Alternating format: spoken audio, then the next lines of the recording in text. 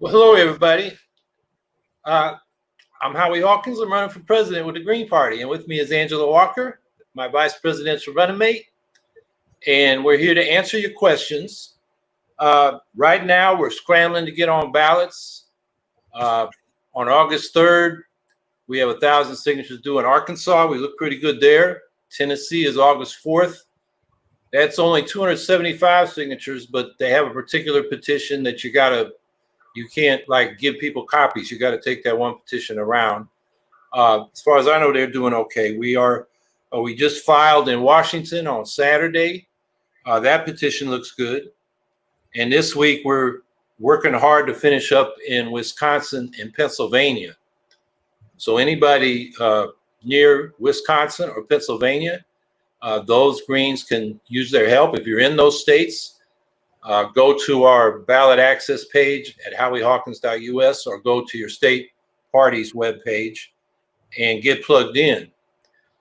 And we're the only campaign in the country that qualified for federal primary matching funds.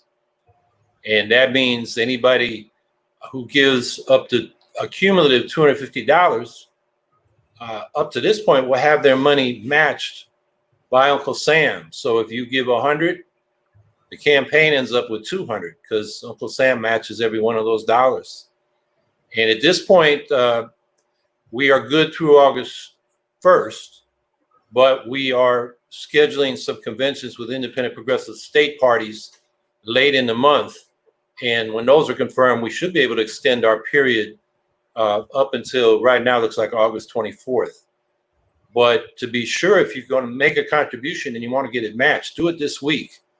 Or give what you can this week, and then hopefully there'll be more time to get funds matched. And of course, we're putting that money into paying petitioners to get on the ballots, which in this country is off the charts compared to other countries.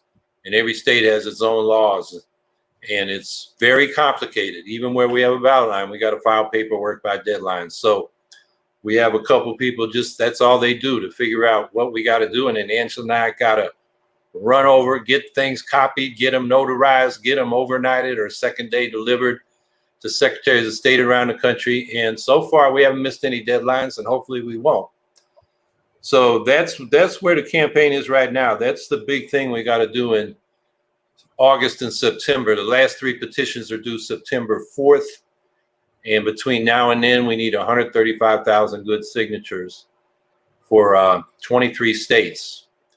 And right now, we're in the last week for about 11 states, and those are 35,000 signatures. So it's a real push time for us.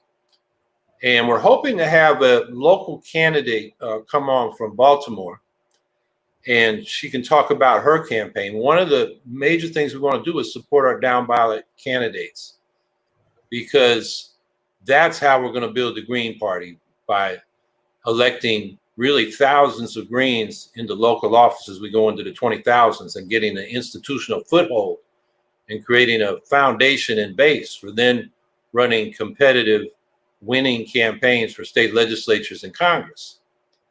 And if we get a caucus in Congress, they're not going to be able to ignore a Green Party presidential ticket. So that's very important to what we're doing. So that's well, there's one more point. The Democratic National Committee just voted on their platform. And from our point of view, it's terrible. We're not surprised, but they they voted down Medicare for all. They voted down legalizing marijuana. And I haven't had a chance to read the whole platform, but of course, they didn't vote against all the militarism and bloated military budget and wars and coups we're involved in all over the world. And so that's where the Democrats are pretty much on the same page with the Republicans. I keep thinking back to when Trump had Juan Guaido, the man that the United States would install as the president of Venezuela for the Venezuelans. They didn't elect him. And when Trump gave him recognition, he was sitting in the gallery at the State of the Union address. All the Democrats stand up and gave him a standing ovation along with the Republicans. So I think that's another area where we have a sharp distinction with the 2 major parties. So that's kind of the news up to now from my point of view. You want to add anything, Angela? Just that I think that it's like the level of disconnect between the Democratic Party and what people are actually being very, very vocal about. That disconnect is absolutely appalling. People are asking, and I mean, the demand for Medicare for all is not new. This is not something they haven't heard of. This didn't just come out of the ether. And cannabis legalization and decriminalization either. And so, if you are intending to position yourself as the party of the people, which of course they are not, but if you're positioning yourself that way, it would seem that these are two pieces of very low hanging fruit, and for them to vote them down is just, I think people really take it to heart. Take the hint. This is what they think about you. This is how much what you have been very vocal about asking. This is what it means to them. So I hope people know. I hope folks notice this. And meanwhile, this is just a platform which they don't pay attention to anyway. In Congress, we're in a situation because of this COVID economic depression where up to 28 million people face eviction by September. About 10 million people have lost their health insurance because they're unemployed. And that was, their insurance was attached to their job. We got over 30 million people collecting unemployment, and the $600 supplement runs out this week. The moratorium on evictions in federally subsidized housing runs out this week. And the Republicans came forward with a pathetic proposal yesterday. The Democrats adopted something that was inadequate, but something about 3 months ago. But when I think of the Democrats, I think of Nancy Pelosi showing off her 2 freezers full of ice cream during the lockdown when everybody's struggling. I mean, they've been on vacation more than they've been on the job. And, we're in a really difficult situation now. So, that platform is no surprise, and we're going to give people a better option. I think it's just a big matter also of people understanding in this country that you have the right to have what you're asking for. This is not aspirational. Socialized medicine is something that is the norm in countries around the world that understand that this is how you take care of your people. It's only considered aspirational here. And these folks who have the position or have the ability to just say, okay, yeah, let's at least give the people this, especially during a pandemic, and they take it off the table. I don't even have I don't have appropriate words for that. Let's just put it like that.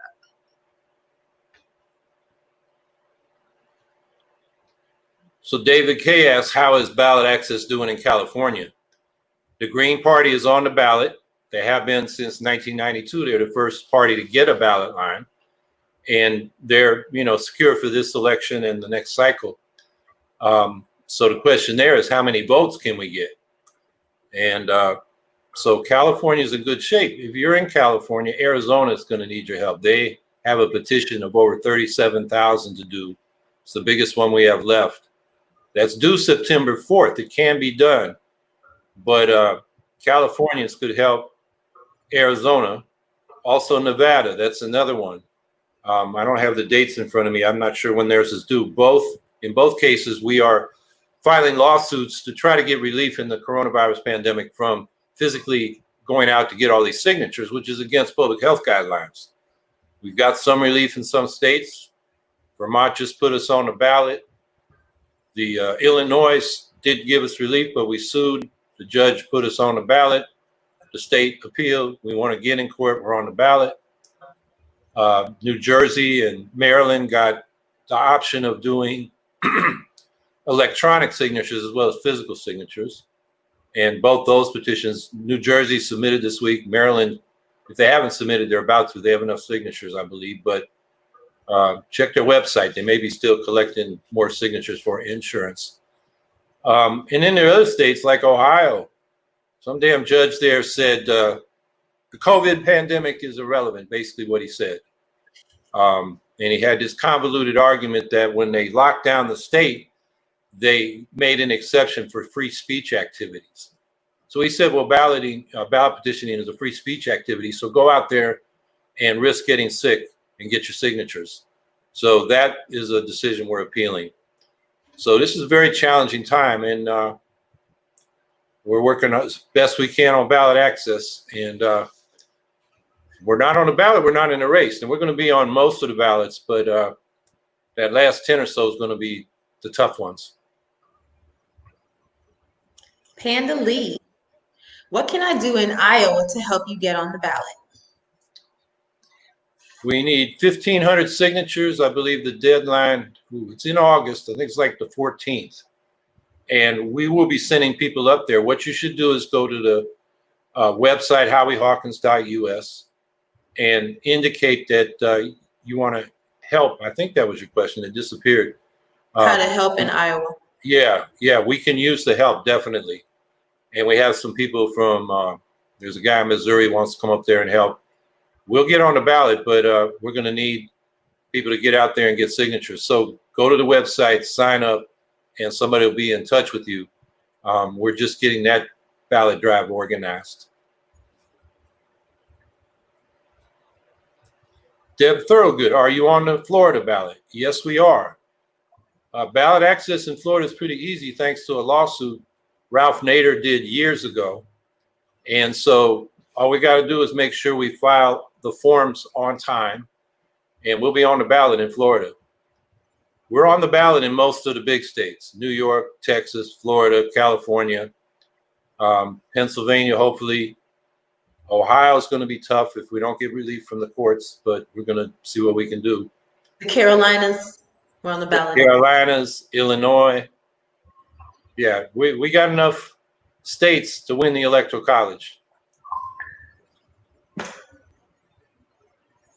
Hey, the Falcon General, and I just want to make a note because I've been looking in the chat and someone told you to put it, Shar W. West Virginia told you to put it in all caps so we can see it. We did see it. See, this is for Howie. Will you endorse Lisa Savage for U.S. Senate and Madeline Hoffman for U.S. Senate and Daniel Lutz for governor? I have endorsed Lisa Savage and Madeline Hoffman. I wrote an op-ed with Madeline a year ago. We're about to do another one on this crazy nuclear arms race. We're coming up on Hiroshima Day. Daniel Lutz, that rings a bell, but I'm not sure, which state. I don't know anything about him, but if he's running as a Green, I'll probably endorse him. Madeline's a friend of our campaign as we are of hers. And also, we're friends. So that's definitely a thing. Aaron Hernandez Burleson, importance of bilingualism, things that can be done to encourage a bilingual nation. Well, one thing we're trying to do is set an example, and we have a Spanish language website. We are working with Patricio Zamorano, who is helping us with our Spanish language media. We've been on in Latin America and Spanish-speaking media in this country. And then as far as policy, bilingual education should be part, particularly in elementary education. So people for whom English is a second language don't fall behind because they're just forced to learn English and maybe they're not ready, they don't know enough, and they get behind. That's a problem. And you want to add to that, Angela? And I was thinking about the fact that, I'm like old. And so just thinking about back in the day when I was in school, learning another language was required. And I think that the value of that, at least for me, I'm somebody who, I like cultures. I like languages. Those things, I like to be able to, communicate with folks in their own language and things like that. I think it enriches people. And I am supportive of continuing that. I think in order to be well-rounded world citizens, we need to be multilingual. I mean, if you look at other countries, that's just part of the way that they educate their people. And I think there's a lot of value in that. And I'd like to see them bring it back where it's been taken away. Hey, Lisa. Lisa Sabota has a question. I feel like one of the biggest obstacles with former duopoly voters is overcoming the American exceptionalism and the imperialism and colonialism of Monroe Doctrine politics. How do you overcome that mindset and make the case for peaceful and diplomatic foreign relations? What would you do differently, and why will it work and be better for America? That's a dope question. I'm gonna punt it to the president, and then I'm gonna tag him. Why don't you start? I'm actually messaging our guest to make sure she. Oh, cool. Got it. I think that you're exactly right, Lisa. Overcoming the American exceptionalism, that concept, I think it just goes back to the fact that a lot of things, like making it macro, a lot of things have been laid bare by this pandemic. And I think one of the things that is happening, particularly with where the pandemic meets the uprising, is the fact that people are starting to question everything we have been taught about what this country is. And I think it's a come to spirit moment for white folks, quite frankly. Because if you ask most people of color in this country, Black folks, Indigenous folks, Latinx folks, Asian folks, we have a very different experience of what it is to be American. And so I think a lot of white folks are having a come to spirit moment where they're having to examine what they've been taught about this country and how we relate to the rest of the world and why this is like it is. And so, I think that is a lot to overcome. It's very hard on people when you are unearthing and uprooting everything they have ever understood to be true. And as far as our administration, I think what we bring into this with us is the fact that Howie and I both have an understanding of the way that this brutal, I'm over everybody, I'm better than everybody way that the United States has moved in the world. Like, if you have something under your soil, we want it, we come take it. We know how damaging that has been to our credibility in the world and the ability to have equal and diplomatic relations with other countries. And so with our administration, we understand coming into it, there are a lot of amends that this country needs to make for the harm that it has caused around the world. For, like how we mentioned at the top of the show with Juan Guaido in Venezuela, this is not what the people asked for. And how many times has the United States disrupted peaceful and democratic elections in other states to achieve its own ends? We have a lot to answer for, and we have to own that. And so I think coming, as far as our administration and the fact that we know this, prizing and modeling diplomacy, the diplomacy that we believe in, and working in cooperation with other countries rather than coming in with our troops and with our guns and saying, this is what you're going to do and we're going to take it. And so that's my take on it. Howie, what do you think? Well, I didn't read the whole question. I saw it was a pretty long one, but I saw American exceptionalism, and I'll comment on that. I mean, what that does is accept us from international norms. As Madeleine Albright used to say in the Clinton administration, we're the quote unquote indispensable nation. Like, we can do whatever we want, despite what international law says, what democratic norms say. And that's been a disaster. We haven't won a war since World War II. That was the last declared war that was declared by Congress. So we go running around the world, starting fights or getting mixed up in fights that are already going on. And there's no place where we met our military and political objectives, which is, war is politics by other means.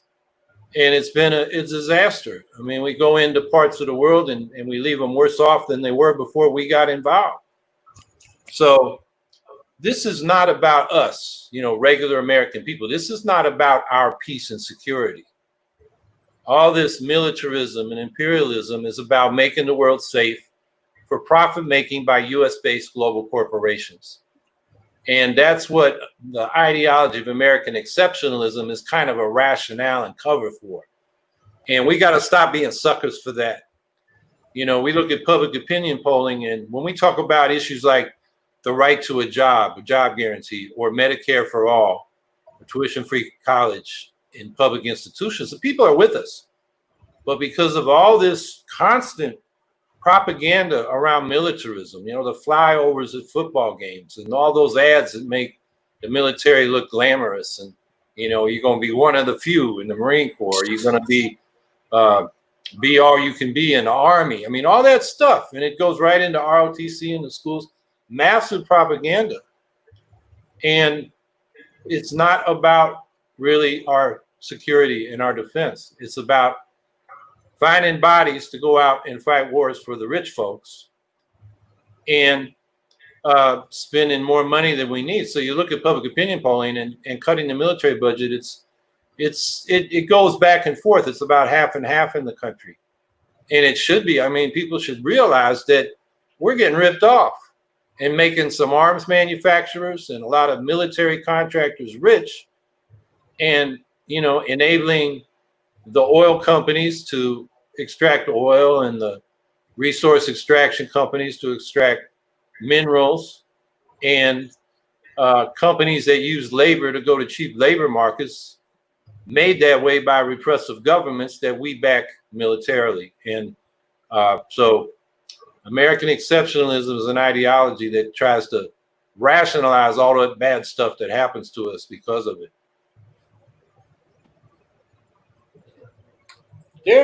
There's Franca, or am I pronouncing that right? Yeah, that's right, Franca. Thank you. Welcome. Franca Muller-Paz. Hi. Hopefully I in person. Well, you know. Well, welcome. And you've met Angela, or this is the first time? This is the first time. So it's so good to meet you both. Such a pleasure. Well, I was saying earlier in the podcast that you know, we want you on here because we've heard great things about your campaign, and also our ticket wants to support down ballot campaigns. So if you're ready to talk about your campaign for a few minutes, the floor is yours. Yeah, that sounds great. Yeah. Yeah, thank you. I've just been on with the school district. We're trying to talk about this plan about how we're going to reopen schools, and it's a big mess. So we'll see what ends up happening. But yeah, so my name is Franca Muller-Paz. I've been teaching in public schools for the last 10 years. I've been elected for 3 terms to be a building representative for our Baltimore Teachers Union. So I've really been trying to fight for teachers, workers within schools, families, students. And when I first started teaching, I actually tried to work to unionize the charter school where I was teaching at the time. Unfortunately, that union effort was squashed. The school was closed. They took a couple years and reopened again, and no more union effort. But so, yes, I've been really excited to be here and talk with you all about the work that I've been trying to do to fight for students and families. I grew up in Paterson, New Jersey. I'm originally from Peru and immigrated here with my mother so we could meet with my father, who's also a Peruvian immigrant. And we lived in Paterson. And for anyone who's familiar with Paterson, it's a small factory town, sort of like a mini Baltimore. And when we lived there, my father was really concerned about the quality of the schooling that was available in Paterson. It had a really bad reputation around safety, and there were also some issues with drug-related violence in our neighborhood. And so he made a really big leap and found a way to have us housed in a neighborhood that was just a few miles away, but might as well have been another planet as far as we were concerned. And so my dad is a construction worker, and he worked night shifts and day shifts doing construction so that we could stay in this neighborhood. And we really struggled. We struggled to make sure we could pay bills on time and keep the lights on, struggled to avoid being evicted. And so I grew up a lot of my childhood and teen life never really getting to see my father because we were working so hard to be able to stay in this place so that he could get me the education that he felt like I deserved. And that's just something that really built a need to fight the injustice that happens across our country, where the quality of life that you have and the quality of your education is really predetermined by what zip code you're growing up in. And so that's really been something that I've tried to bring to the struggles that I've participated in, whether it's been around issues affecting workers or the immigrant community or having to do with police violence. And so I'm excited for this opportunity now to try to bring the fight and bring the organizing I've been doing around our city to be able to address a lot of these major issues we're continuing to battle. And I think Baltimore is tired of trying to solve the same old problems with the same old solutions that really are just maintaining the status quo. So we're really excited, and I'm running for Baltimore City Council for District 12. Tell us about your announcement. I saw a picture and saw an article, and you had like this whole army of bikes riding through the district. Yeah, we had a really great time. So we launched this past or the Sunday before last, and I have a friend who's a landscaper, and he lent us the trailer of his landscaping truck, and we put 3 different bands on there over the course of the night, and we did a caravan on bike and cars through the district so we could announce ourselves to the many neighborhoods that we're hoping to represent and fight for. So it was really exciting, and we got to announce at the time that we had raised, I think at that point, $19,000 in 19 days. So it's been really exciting. We've had a lot of support. We have over 130 volunteers, I think, at this point, working and supporting the campaign. I believe more now. And so, yeah, we're feeling really energized going into this November election, and are just trying to keep up the momentum and make sure that we let people know that there's a contested election in November. You know, Baltimore is a blue city, and so a lot of folks feel like the election season is over when the primary is over, and we want to make it really clear that there's a choice, and it's important for us to, you know, have this ability to engage in the democratic process, and choices are important. And so we're also engaging in a ballot effort to make sure that the Green Party can be represented in Maryland. You want to ask her any questions, Angela? I got more, but no, I'm really excited listening to, you know, your history, and, you know, what you're looking to make happen with this, and all of that energy that you're bringing with this. This is dope. Thank you. Yeah, and I think part of the reason we're so excited is that this year has come with a lot of wins.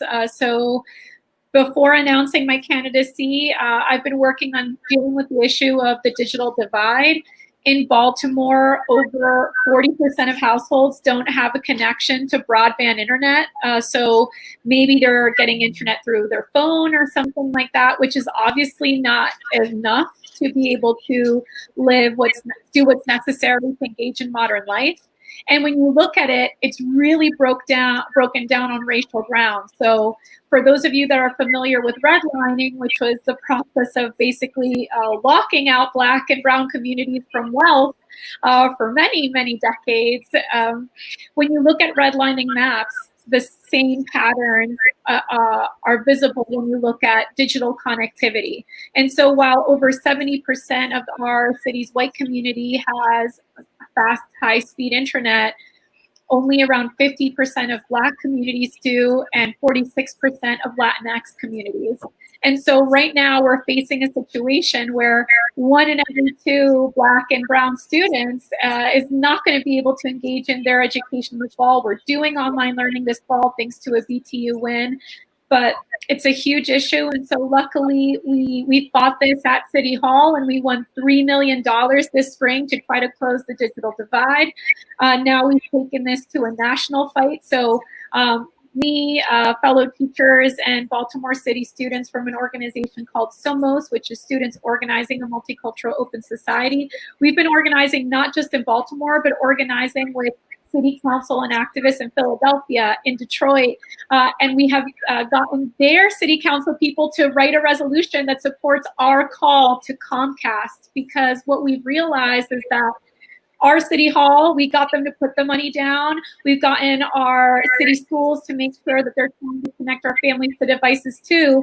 But this huge internet service provider that's making millions of dollars in profits off of COVID, they're being left off the hook. And so we've asked them to increase speeds for internet, to ensure that hotspots are available for families to be able to connect, to make sure that their low-income internet program, which is called Internet Essentials, is extended so that from the moment you enroll until 60 days after the full resumption of schools, it continues to be free.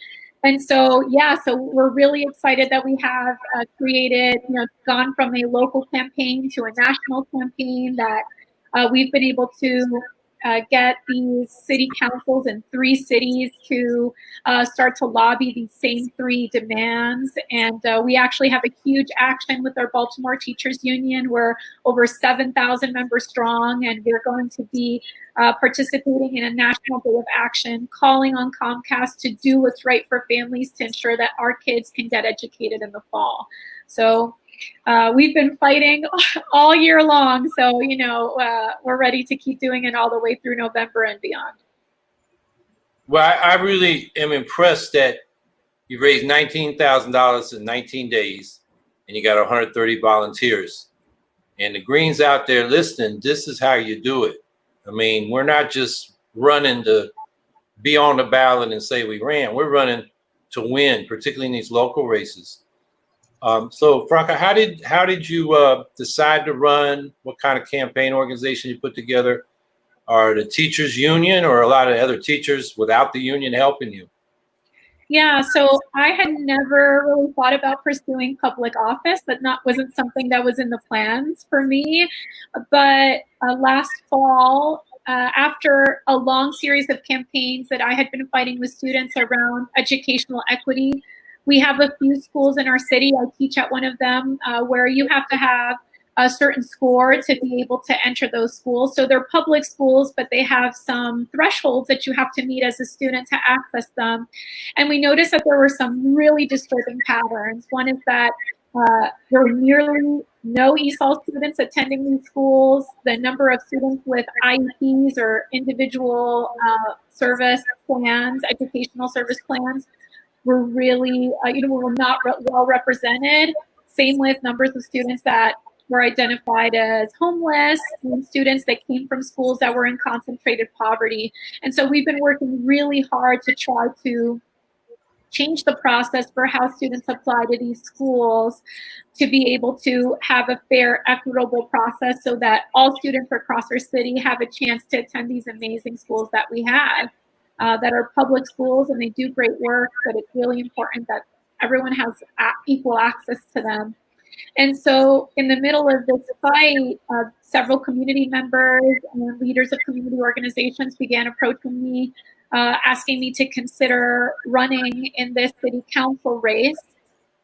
And so when I ultimately made my decision, I decided I have supported the Greens, and I didn't want to run as a Democrat. I felt like this, unfortunately, the Democratic Party and a lot of the leadership in the Democratic Party in our city has not been setting a good role model for how politics should be done. They've been taking money from corporations, from developers. I'll tell you right now that almost all of the politicians in our city hall take money from Comcast. And so when we wonder, why do we have a 10-year franchise agreement that gives this company almost exclusive rights to operate in the city, you shouldn't be too surprised when they're giving money to almost all the politicians that are in the Democratic Party. And so I decided it was really important to run with the Green Party, a party that has a really high moral standard, that is fighting for economic justice, for racial justice, that centers that in their platforms. And so I decided to listen to my community that was asking me to run, and I wanted to run with a party that I felt really symbolized the things that I've been fighting for as an educator for the last 10 years. That's what's up. Well, that's the kind of candidates we need, that the movement throws up.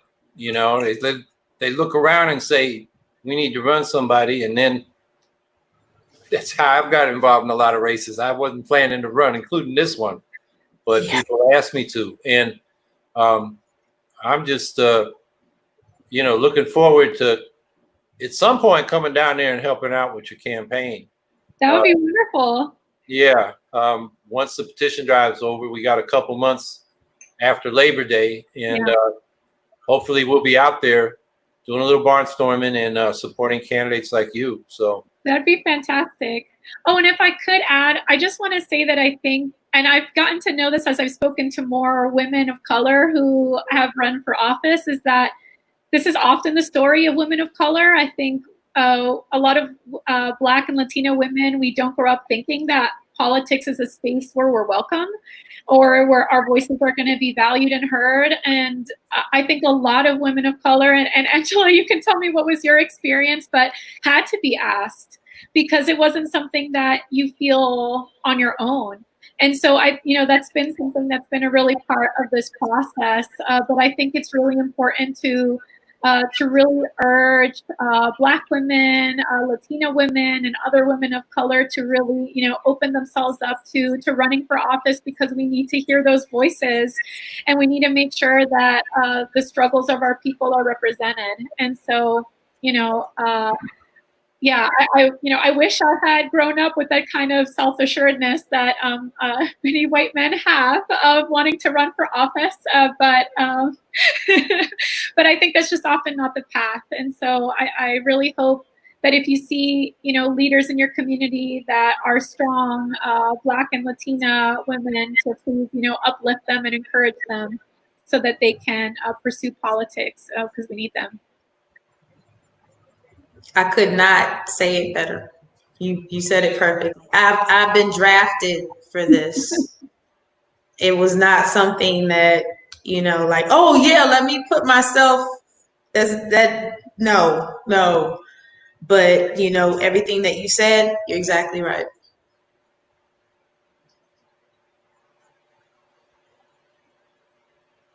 So you mentioned the digital divide.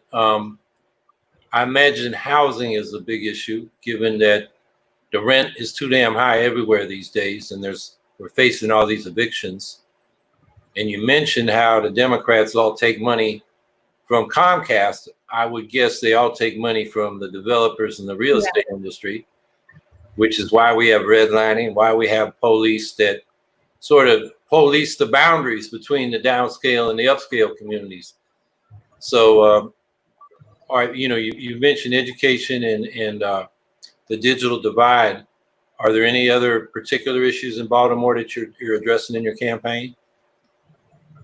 Yeah, there's actually a horrible situation happening right now. So there is a housing project called Perkins Homes.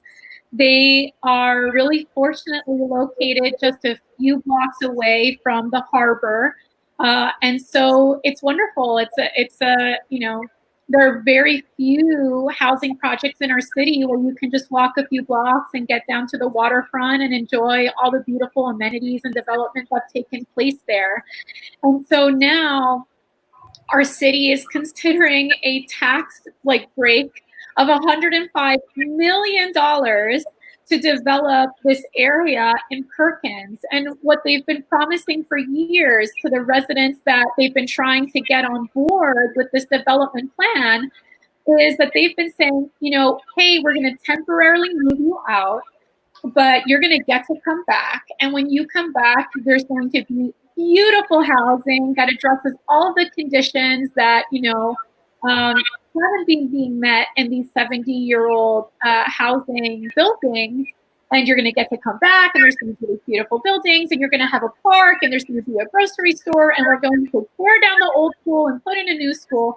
So all these incredible things. And residents were really excited. They were really excited for a development that was finally going to positively impact them, because I think we're exhausted of development projects that only happen in already affluent parts of the city, or parts that they, are predominantly white parts of the city. And so, people were really on board. And then what just got decided on Monday is that there's no longer room for the affordable housing that was supposed to be in this new development.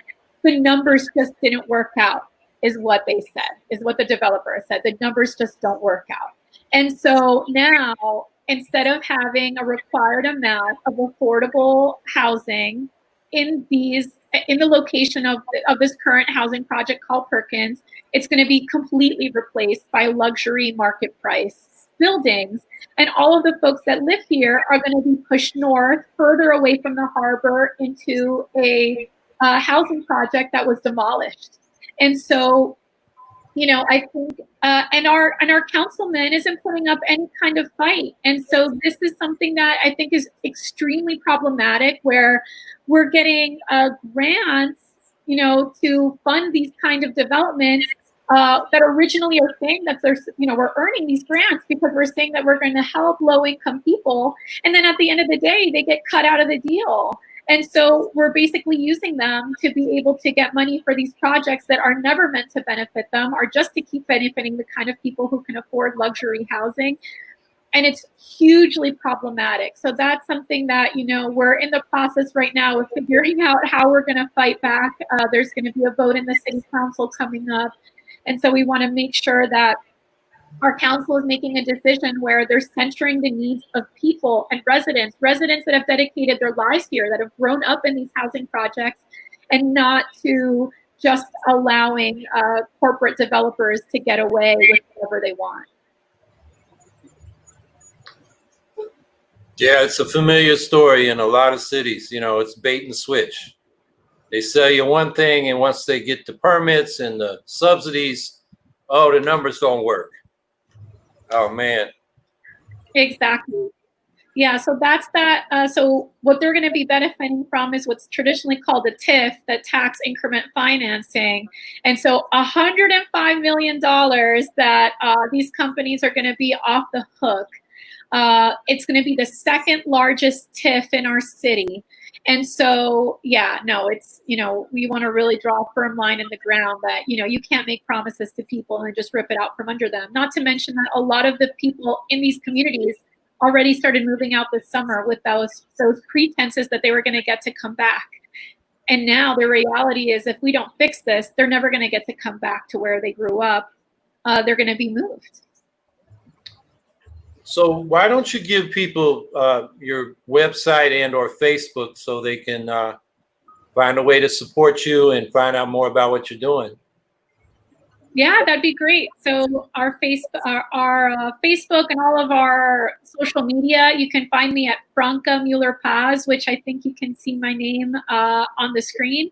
So Franca Mueller Paz, you can find me on Twitter, Instagram, Facebook, and then our website is francaforthepeople.com.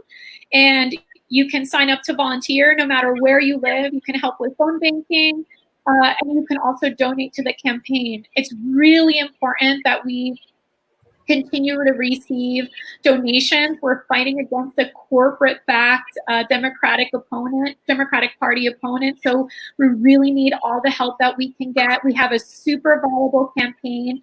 This incumbent is extraordinarily weak. In the primary, he only won with around 40% of the vote.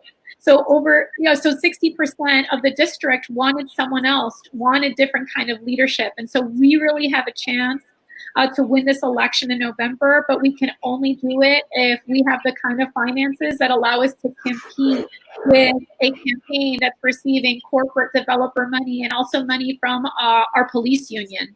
They've also backed him in previous campaigns. So how big is the district? How many people, what's the vote you expect? So the vote number that we need to win is around 8,700. So there's going to be a little shy of double that in the district that are possibly voting, but the number that we need to come out to the polls and support us is around 8,700 people.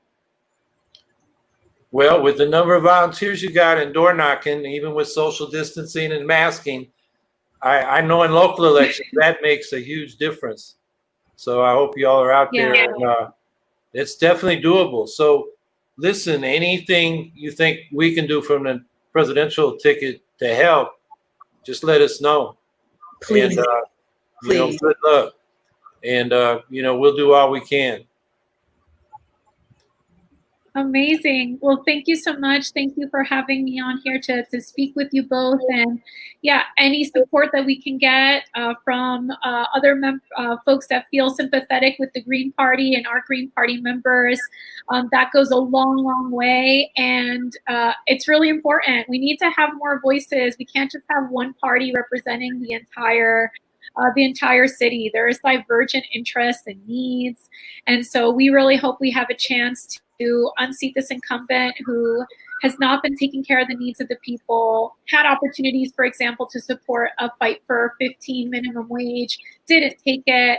And so we really want to make sure that we're in there fighting for union interests, worker interests, fighting for our students and families, fighting to make sure that people get to have the housing that they need. And it's really important, especially now with the COVID situation. I think a lot of people who maybe even never saw themselves so close to the precipice are there now, and we're all there together, and we need to make sure that we're uplifting the kind of politics that are putting people first and not making these, short-sighted decisions to try to, save company profits in the moment, when ultimately that just means we're going to have to keep opening and shutting down over and over again, and potentially, throwing residents out on the street through evictions and foreclosures. We can't do this to people.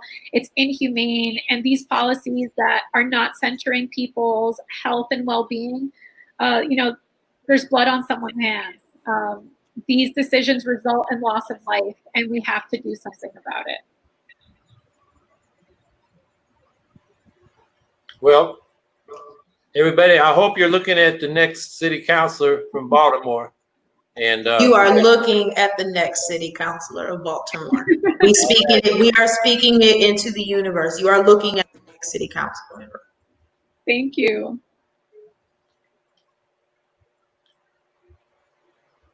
Okay, so how do we follow that act? We're supposed to be answering questions. She is going to be a great candidate, and I hope she can get the word out in the community, and I think she's got a good shot. And that's what we got to do. We got to be electing people from the bottom up to build this party into a force that can change the country. Because as she was talking about in this COVID crisis, there are no solutions coming from the two major parties. You're lousy. How do you reach out to people on the right? They're definitely afraid of what their idea of socialism is. You want to take that first, Howie? Because I need to get diplomatic about this. Yeah, well, a lot of people think they're conservative, and then you ask them about Medicare for all, about getting out of stupid foreign wars. Should everybody willing and able to work have a job, and if they can't find one in the private sector, should there be public jobs doing useful social services or public works? I have worked with people that call themselves conservative. They're culturally conservative, but I've worked with them on Medicare for all, public power campaigns to get the investor-owned utility we call national greed. It's National Grid, but that's what the people call it when they get that bill. National Greed just reached into my pocket again. So I think you reach people on the issues. Now, they're deathly afraid of what their idea of socialism is, because it's been drummed into people that it's an authoritarian system, where socialism is actually about extending democracy into the economy. And that's an educational problem. And I think we have more opportunity now to do that education than we've had for generations in this country, because in many parts of the country now, socialism is no longer a conversation stopper, it's a conversation starter. Bernie Sanders not running away from the label. I don't think, I know Bernie, he's been calling himself a progressive more than socialist running up there in Vermont, but he never walked away from the label. And when they tried to pin it on him, he said, yeah, I'm a democratic socialist. And people liked what he was saying about things like Medicare for all, so they opened their mind to what he might be talking about.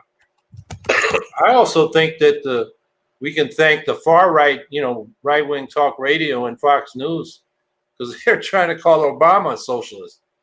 And Obama was anything but But a lot of people said, well, Obama isn't that bad. Maybe I'm social. So I think the whole discussion has changed. So, I think those people on the right, you've got to get them in situations where you can have a relaxed, extended conversation and, explain to them that socialism is about extending democracy into the economy and that we need economic democracy really to have political democracy. Otherwise, the rich run the government. And my computer's about to go off. Sorry about that. I need to take that one. You hang for a minute, okay? I got you. He's being presidential. Hey, South Carolina. We are on the ballot in South Carolina. So I also want to, just really quick, since I have the floor, I saw after Franca's, our discussion about, having Black and Brown, particularly women, Black, Brown, and Indigenous women running, folks were kind of like, you're missing, or, feeling like the centering of race is exclusive of class, and actually it's not. What we've dealt with particularly on the left for so long is the issue of class reductionism, where you make everything about class without acknowledging all of the other aspects that people bring in with them. So we advocate with this campaign, and where Franca was coming from is an intersectional approach that acknowledges it's not an either or, it is both and. We are all affected, we come to this work, affected by class, affected by race, affected by gender or non-gender expression, affected by orientation or non, and all of the things that make us three-dimensional human beings. And so I just wanted to acknowledge that I saw that exchange happening in, that we're not excluding class, that, taking an intersectional approach accounts for class and all the other things and identities that people bring into the work with them. Yeah, and the way I like to put it, you can't have class politics. You can't have working class unity unless you deal with racism and sexism and these other negative isms that divide us. Because if we let them divide us by race, which is the oldest trick in the ruling class book in this country, we're not going to win. So, to counterpose those is a wrong approach. We gotta deal with all the different forms of oppression in order to have working class unity, solidarity, and strength. It's a both and, not an either or. Hey, Robert, will our economy crash after we cut our military? How would you stabilize it, President? Well, military Keynesianism used to be a lot more potent because it was more labor intensive than it is now. So from the employment point of view, spending a lot on the military doesn't do a lot to put people to work. And in terms of investment, military assets are designed to be blown up and destroyed. So you're not increasing the wealth of the society. Maybe the productive facilities that produce arms can be converted to civilian goods and you have some wealth there. But cutting the military budget is a way to increase our wealth and produce real goods that we can use instead of, goods that are best when they're not used. In other words, weapons of destruction. So a peace conversion program with, we're calling for 75% cut in military spending and reinvesting that in the Green New Deal to rebuild all our productive systems for zero to negative greenhouse gas emissions and 100% clean energy in a decade. If you go to our website and look at the budget, we, budgeted out and figured out how many jobs would be created as we transform these different sectors. 38 million jobs to do that.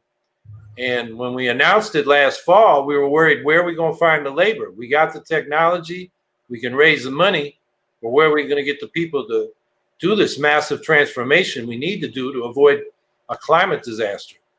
And now, with all these people unemployed in the COVID depression, the Green New Deal is the program for economic recovery as well as climate recovery.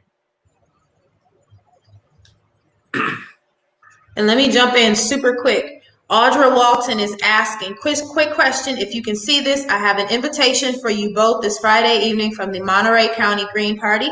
They'll be discussing COVID-19 and climate change with Mike Clancy. They would value our presence. So I just wanted you to know we saw that, and we need to get you hooked up with our emails so that we can like solidify this before it like disappears from the comments.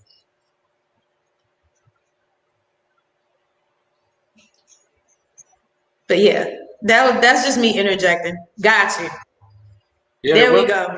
Audra, if you're looking at the screen, Rose's email is up here. Yeah, she's a scheduler. We open our calendar and find out what we're supposed to do. Basically, we do what we're told. Yep, we just work here.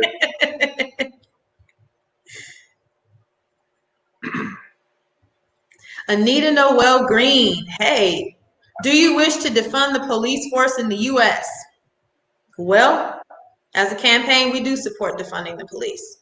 And I think it's important that people understand that when we are saying defund the police, what that means is reallocating monies from very bloated police budgets. Because I think we can all agree that in major municipalities around the country, the police budget eats the lion's share of the municipal budget. At least I'm not really sure about how it is here in Florence because I haven't, it's a smaller city, but I can attest to the fact that that is the case in my home city of Milwaukee, Wisconsin. It is the big piece. It gets the biggest part of the pie. And so what we're saying is reallocate those monies back into the community by, downsizing police to the point where they are doing what they're actually doing their job. 5% of what police are called to are actually, is actually their job. They're not drug counselors, they're not social workers, they're not, those things, but they're being asked to do jobs outside of their purview. And so when you're saying defund the police, it's simply reallocating that money and downsizing police forces to the point where you have a force that is doing what police work actually is versus things that are not within their purview. And Mr. President, I'm sure that you can put a finer point on it than I just did. Well, defunding the police so that instead of giving the homeless a vagrancy charge and putting them in the criminal justice system, you get them a home. And if a drug addict possesses an illicit drug, you're not sending them to the criminal justice system, you give them medical treatment. Somebody's going through a mental health crisis. You don't send a cop with a gun who's not a psychologist. You send, people that can help people with mental health crises.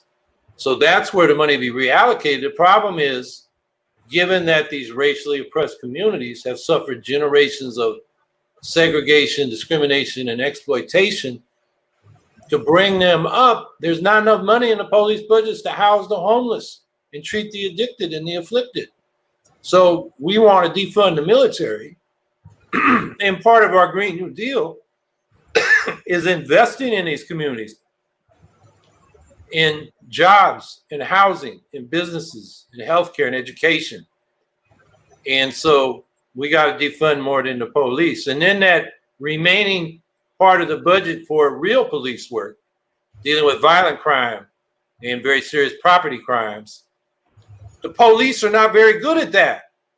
You go into a Black community and people will complain that there have been murders and robberies and other rapes and other things, and the police don't seem interested in solving the crimes.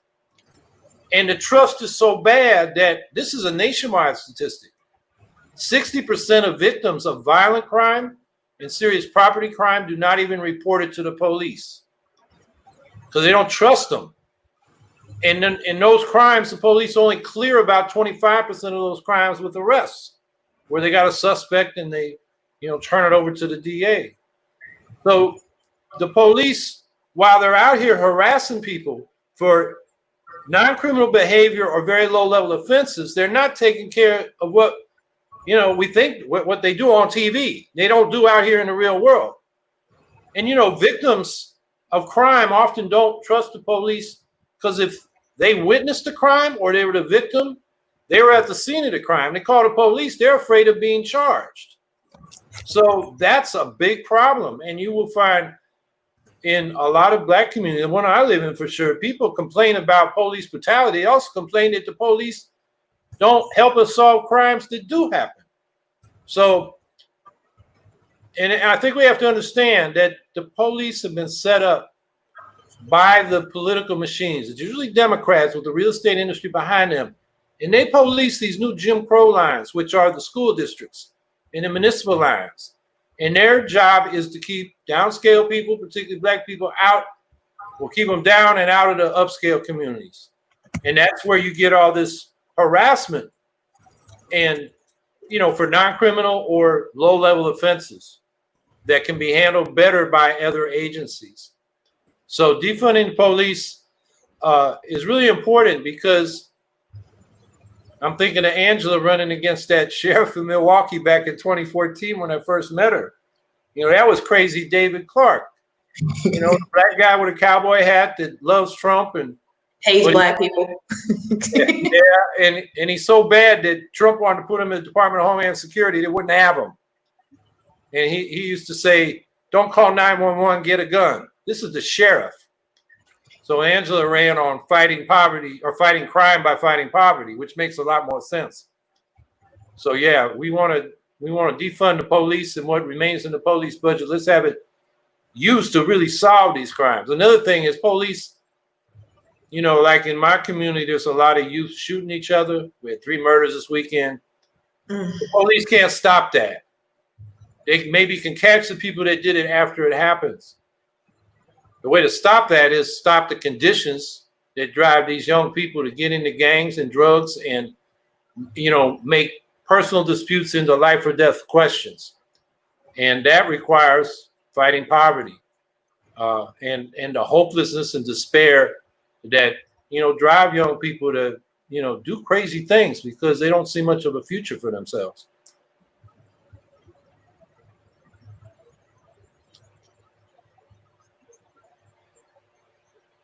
I think the boss is about to wrap us up. Okay.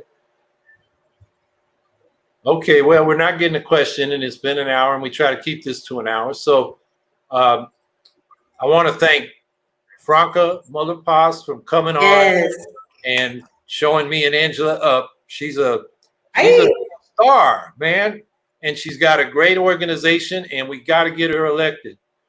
And there are other candidates like that. We'll be bringing on some more as we do more of these Tuesday night questions and answers. And so, Angela, you have any last words? I'll think of a few more, but just telling folks what I usually tell y'all, and also with this fight for ballot access, you know, if you're in a state that is, you know, struggling, you know, find, you know, hit up the campaign. Let us, you know, hit us up at www.howiehawkins.us. I think there's / volunteer. Let us know where you are, you know, ask your questions, you know, where do you need to be, and, you know, how can you help? Because, you know, also on our Instagram, our Twitter, our Facebook, we've been getting you know, at least I can't speak for you, Howie, but I've been getting a lot of people that are like in my inbox, which worked out really well. You know, letting where we can have a better discussion about, you know, where are you and how can we get you in. So if you are able to help and be safe on these streets with this COVID, you know, mask up, glove up, hand sanitizer, do what you got to do to stay safe, because this thing is no punk. And just my pro tip, if you, well, anyway, I'll give you my hand sanitizer recipe next week. But we can do it. I make mine because I'm a snob. So yeah. Well, yeah, I carry this in my pocket when I'm petitioning and always offer it to people. They appreciate that when you're out there petitioning. Yes. So stay safe, y'all. Yeah. Angela and I just put out a statement urging Greens and other progressives to, if they can, be poll watchers in this election in November. And, you know, start to get in the process with your county board of election. In some places like New York, until very recently, they didn't want Greens because it's a little patronage thing. You know, they pay people $100 or whatever to be poll watchers. Problem is, a lot of seniors are not doing it because of the risk of COVID. And we know that the Republicans are organizing to intimidate voters they think will vote against them, particularly Black people, Latinos, immigrants, Arabs, Muslims. So that's something I think we all need to do just to make sure the polling places open. I mean, they had 600,000 people voting at one giant polling place in Louisville in a recent primary there. And in Angela's hometown, they went from 90 polling places to 6 in that primary. I mean, this is the only way Trump could even survive is by rigging the election. And he's saying the election is going to be rigged. He's against mail-in ballots, which we already do. He does it. So the other thing is, after the election, we got to watch out for Trump, saying it was illegitimate and trying to discredit the whole thing. But the first thing I think is those that can become poll watchers and, be there. If you're not one of the poll workers that get paid by the, your county board of election, there are organizations that are trying to make sure the elections there's integrity. So, ACLU being one of them. I had to jump in there. I worked election protection with the ACLU, and anybody that thinks that voter intimidation and encroachment, that's something that's out in the ether somewhere. No, honey, I watched it, and it's stunning. It's absolutely stunning. So, and the ACLU gives you training on how to do election protection before you go in there. So you have the tools that you need when you see something, how to handle it properly. So anyway, I just wanted to add that we put a statement out today, and I hope everybody will think about that. And other than that, thanks for listening, and be safe out there. And the COVID is no joke. We can see that the virus is exploding worse than ever now. And that's thanks to the 2 governing parties in this country that are presiding over a failed state. So we need the Green Party more than ever. So let's get to work. Everybody have a good night. Good night, y'all.